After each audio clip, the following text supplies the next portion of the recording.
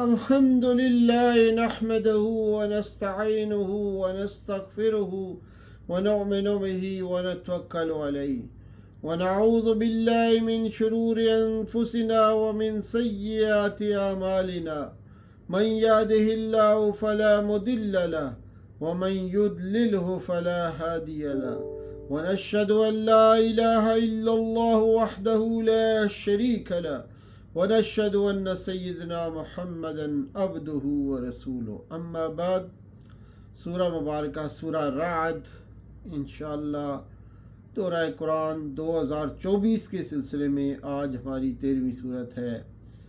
سورہ رعد 3 حصوں پر مشتمل۔ پہلا حصہ آیات 1 تا 18۔ پہلے حصے میں قرآن کی دعوت توحید، محمد صلی اللہ علیہ وآلہ وسلم کی رسالت اور آخرت کی زندگی کے برحق ہونے کو ثابت کیا گیا ہے۔ رسول اللہ صلی اللہ علیہ وآلہ وسلم پر نازل کی جانے والی وحی برحق ہے، چنانچہ فرمایا وَالَّذِي أُنزِلَ إِلَيْكَ مِن رَّبِّكَ وَالَّذِي أُنزِلَ إِلَيْكَ مِن رَّبِّكَ الْحَقُّ۔ آفاقی دلائل توحید سے ثابت کیا گیا کہ اللہ تعالیٰ مدبر ہے جو تمام اوامر کی تدبیر کرتا ہے اور وہی آخرت کو برپا کرنے کا اختیار رکھتا ہے۔ منکرین قیامت سے مطالبہ کیا گیا کہ وہ ان دلائل کی روشنی میں اپنے رب سے ملاقات کے عقیدے پر ایمان لے آئیں۔ لَعَلَّكُمْ بِلِقَاءِ رَبِّكُمْ تُوقِنُونَ۔ آیت نمبر 2۔ آفاقی دلائل ربوبیت پیش کر کے لِقَوْمٍ يَتَفَكَّرُونَ اور لِقَوْمٍ يَعْقِلُونَ کے الفاظ کے ذریعے سے غور و فکر اور عقل سے کام لینے کا مشورہ دیا گیا۔ منکر آخرت مشرکین کا استدلال تھا کہ جب ہم مٹی ہو جائیں گے تو پھر نئے سرے سے کیسے پیدا کیے جا سکتے ہیں۔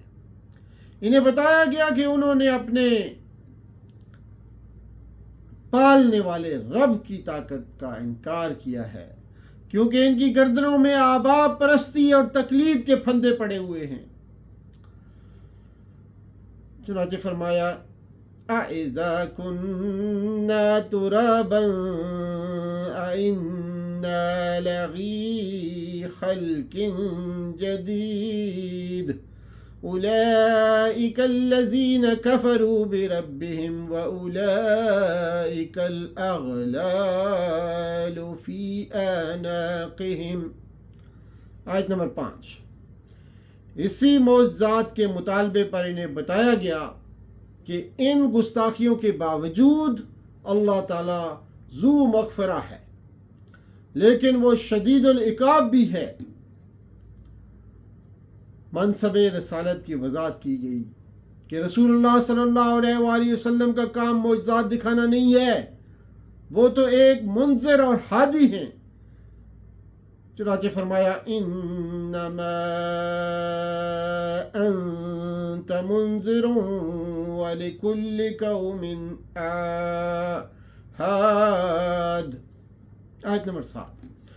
توحید علم کی دلیلیں پیش کی گئیں کہ اللہ تعالیٰ ہر مادہ کے رحم کی کمی بیشی کا علم رکھتا ہے، اس کے ہاں ہر چیز نپی تلی ہے، وہ عالم غیب و شہادت ہے۔ اللہ تعالیٰ کو زور سے پکارنا اور آہستہ پکارنا برابر ہے، وہ ہر صورت جان لیتا ہے۔ رات کے اندھیرے میں چھپنے والا اور دن کی روشنی میں چلنے والا اللہ کے علم میں ہوتا ہے۔ مستخفٍ باللیل وسارب بالنہار۔ آیت نمبر 10۔ قوموں کے عروج و زوال کا ضابطہ بتایا گیا کہ جو قوم اپنے حالات درست کرنا نہیں چاہتی تو اللہ تعالیٰ بھی ان کے حالات نہیں بدلتا۔ چنانچہ فرمایا ان اللہ لا یغیر ما بقوم حتی یغیروا ما بانفسہم. آیت نمبر 11. شرک فی الدعا کی تردید کرتے ہوئے فرمایا گیا کہ صرف اللہ ہی کو پکارنا برحق ہے. لہو دعوت الحق. آیت نمبر 14. توحید کی عقلی دلیل پیش کر کے ثابت کیا گیا کہ خالق اور مخلوق برابر نہیں ہو سکتے. مشرکین سے سوال کیا گیا کہ کیا شرکا یعنی دیگر خداؤں نے اللہ کی طرح کوئی شے تخلیق کی ہے کہ انہیں اشتباہ ہو گیا ہے. آیت نمبر 16 میں فرمایا ام جعلوا للہ شرکاء خلقوا کخلقہ فتشابہ الخلق علیہم. حق اور باطل یعنی توحید اور شرک کی وضاحت کے لیے ایک خوبصورت تمثیل پیش کی گئی کہ شرک کا جاگ اڑ جاتا ہے اور لوگوں کے لیے فائدہ مند عقیدہ توحید دل کی زمین میں اپنی جڑیں مضبوط کر لیتا ہے.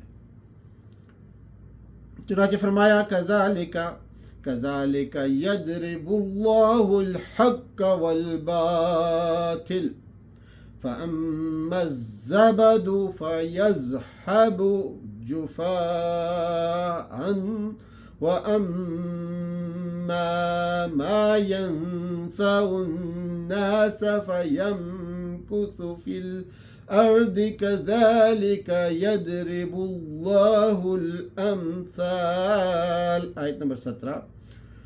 حق کو قبول کرنے والوں کے لیے جنت اور باطل کا راستہ اختیار کرنے والوں کے لیے جہنم کی بشارت دی گئی ہے. پھر دوسرا حصہ آیات 19 تا 29 پر مشتمل ہے. عقل مند یعنی اہل توحید اور بے وقوف یعنی اہل شرک کے درمیان موازنہ کیا گیا ہے.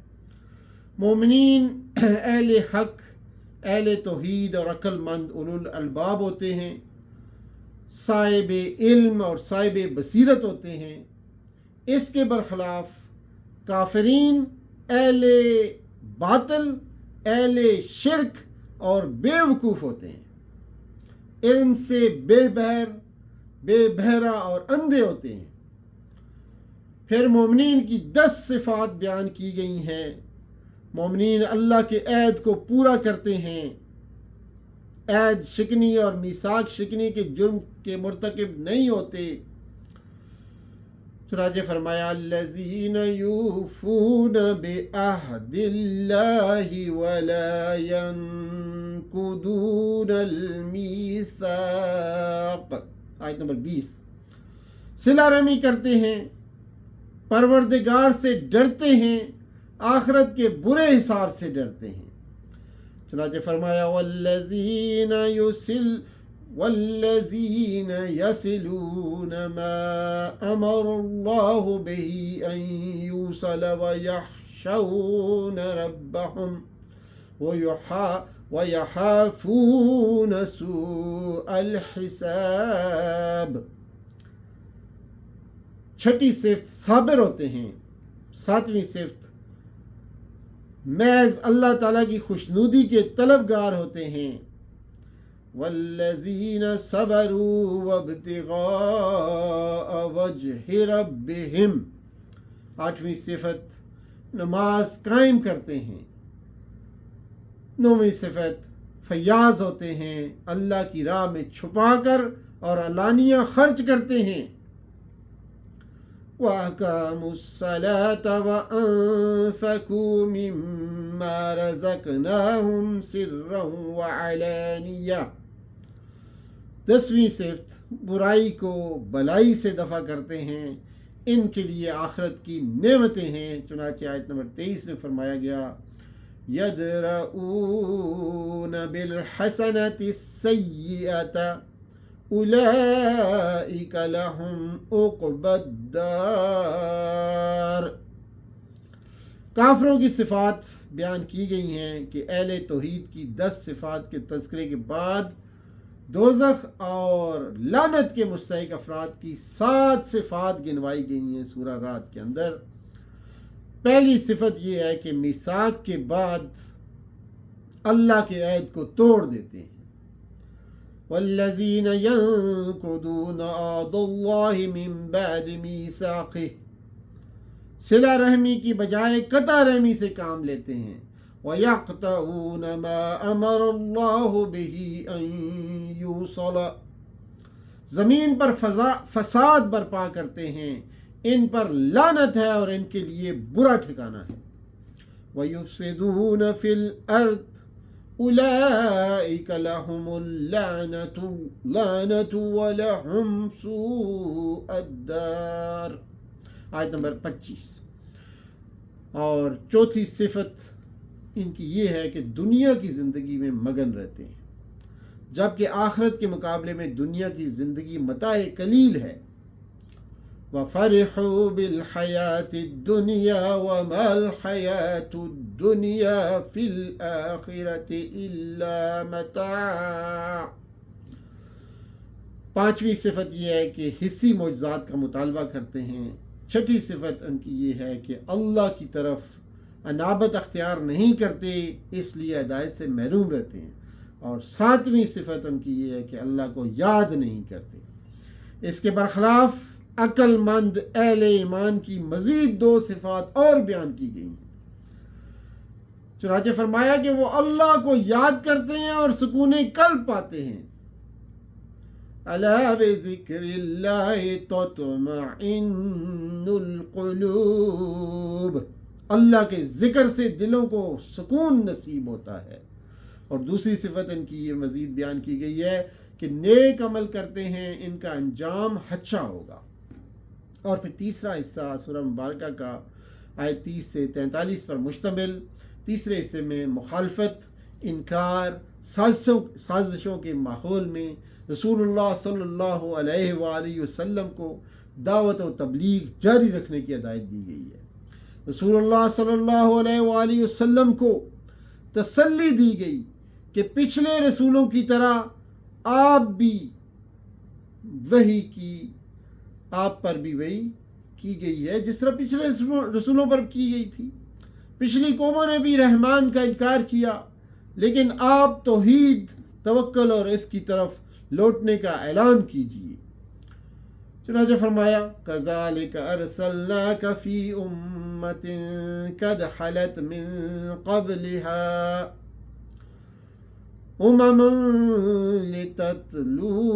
لِتَتْلُوَ عَلَيْهِمُ الَّذِي أَوْحَيْنَا إِلَيْكَ وَهُمْ يَكْفُرُونَ بِالرَّحْمَنِ قُلْ هُوَ رَبِّي لَا إِلَهَ إِلَّا هُوَ عَلَيْهِ تَوَكَّلْتُ وَإِلَيْهِ مَتَابِ، آیت نمبر 30۔ مشرک کافروں کی ضد اور ہٹ درمی کا نقشہ کھینچا گیا کہ اگر ایسا قرآن نازل کیا جاتا جس سے پہاڑ چلنے لگتے یا جس سے زمین پاش پاش ہو جاتی، یا ایسا قرآن نازل کیا جاتا جس کی وجہ سے مردے بولنے لگتے، تب بھی یہ ایمان لانے والے نہ تھے۔ آیت نمبر 31۔ اہل ایمان کامیاب ہوں گے اور اہل کفر کے لیے آگ ہوگی۔ اہل ایمان نزول قرآن پر خوش ہوتے ہیں، یفرحون بما انزل الیک، اور اہل کفر انکار کرتے ہیں۔ رسول اللہ صلی اللہ علیہ وآلہ وسلم کو توحید پر قائم رہنے اور توحید کی تبلیغ کی ہدایت کی گئی ہے، آیت نمبر 36 میں۔ اور پھر فرمایا قل انما امرت ان اعبد اللہ ولا اشرک به الیہ ادعو والیہ مآب۔ رسول اللہ صلی اللہ علیہ وآلہ وسلم کو کافروں کی خواہشات کی پیروی نہ کرنے کا حکم دیا گیا ہے، آیت نمبر 37 میں۔ منصب رسالت کی وضاحت کی گئی کہ تمام رسول انسان ہوتے ہیں، بیوی بچوں والے ہوتے ہیں، آیت نمبر 38 میں۔ وَلَقَدْ أَرْسَلْنَا رُسُلًا مِّن قَبْلِكَ وَجَعَلْنَا لَهُمْ أَزْوَاجًا وَذُرِّيَّةً۔ اسی معجزات کے مطالبے پر وضاحت کی گئی کہ معجزہ رسول کا اختیار نہیں ہوتا ہے، اللہ کے اذن کے بغیر رونما نہیں ہو سکتا۔ وَمَا كَانَ لِرَسُولٍ أَن يَأْتِيَ بِآيَاتٍ إِلَّا بِإِذْنِ اللَّهِ۔ آیت نمبر 38۔ رسول اللہ صلی اللہ علیہ وآلہ وسلم کو تسلی دی گئی کہ آپ صلی اللہ علیہ وسلم کی زندگی ہی میں ان پر عذاب نازل کیا جا سکتا ہے۔ پیغام پہنچانا رسول اللہ صلی اللہ علیہ وآلہ وسلم کی ذمہ داری ہے اور حساب لینا اللہ کے ذمہ ہے۔ وَإِمَّا نُرِيَنَّكَ بَعْدَ الَّذِي نُعِدُهُمْ أَوْ نَتَوَفَّيَنَّكَ فَإِنَّمَا عَلَيْكَ الْبَلَاغُ وَعَلَيْنَا الْحِسَابُ۔ آیت نمبر 40۔ رسول اللہ صلی اللہ علیہ وآلہ وسلم کو تسلی دی گئی کہ ماضی کے کافروں نے بھی سازشوں سے کام لیا، لیکن اللہ کے اختیار ہی میں ساری تدبیریں ہیں۔ وَقَدْ مَكَرَ الَّذِينَ مِن قَبْلِهِمْ فَلِلَّهِ الْمَكْرُ جَمِيعًا۔ کافروں کے اس اعتراض پر کہ آپ صلی اللہ علیہ وسلم رسول نہیں ہیں، لست مرسلا، انہیں بتایا گیا کہ آپ صلی اللہ علیہ وآلہ وسلم کی رسالت کی گواہی کے لیے اللہ کافی ہے۔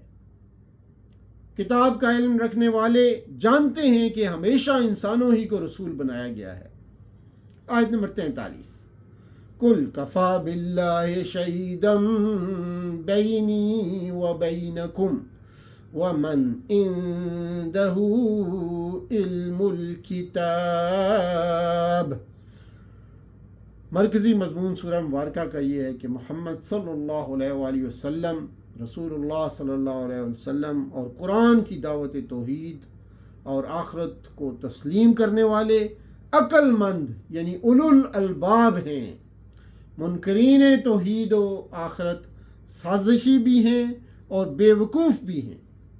یہ حق و باطل کی کشمکش ہے، دونوں کا کردار بھی مختلف ہے اور انجام بھی مختلف ہے۔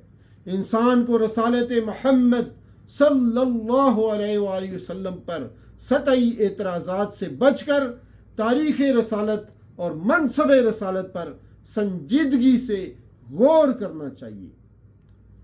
سبحان ربک رب العزت عما یصفون وسلام علی المرسلین والحمد للہ رب العالمین والسلام علیکم ورحمۃ اللہ وبرکاتہ۔